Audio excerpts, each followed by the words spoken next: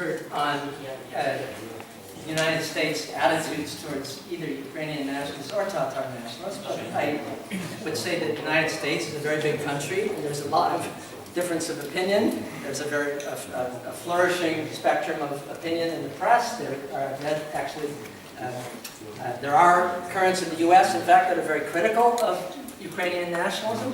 However, the prevailing view, certainly, and I'm not speaking of the government, I'm speaking of the prevailing public opinion, is that Ukrainian nationalism is not a neo-fascist movement, that the neo-fascist elements are extremely marginal. They are there, but they were extremely marginal in the Maidan. They became more important at key moments, of course, when it came to street conflicts and so on. But the long months of protest before that, they were very marginal. This was an extremely broad-based movement.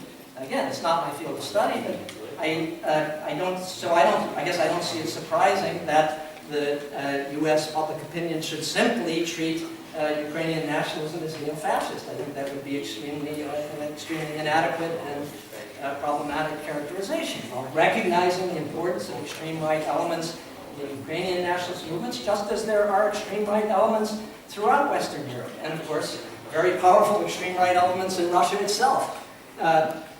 For 20, 30 years, the extreme right in many European countries has been very strong.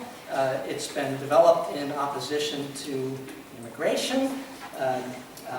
It's developed in some other countries, like Hungary, in opposition to the Roma population. So the extreme right is a very familiar, enduring, powerful phenomenon throughout Western and Eastern Europe, and once again, extremely strong in Russia. I don't think there's anything at all stronger about the extreme right in Ukraine than in anywhere else in Europe or in Russia. So I reject the premise of the question, if I understood the question correctly.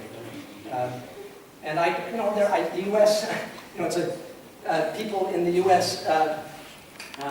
are, as far as the second question is concerned, the U.S. Is very preoccupied with the U.S., so most people in the U.S. have no idea even where Tatarstan is. They have no conception whatsoever about Tatar nationalism. So I don't think there is any U.S. view. No doubt there are a few State Department specialists who have some view on the subject, but there is no public opinion about Tatar nationalism one way or the other.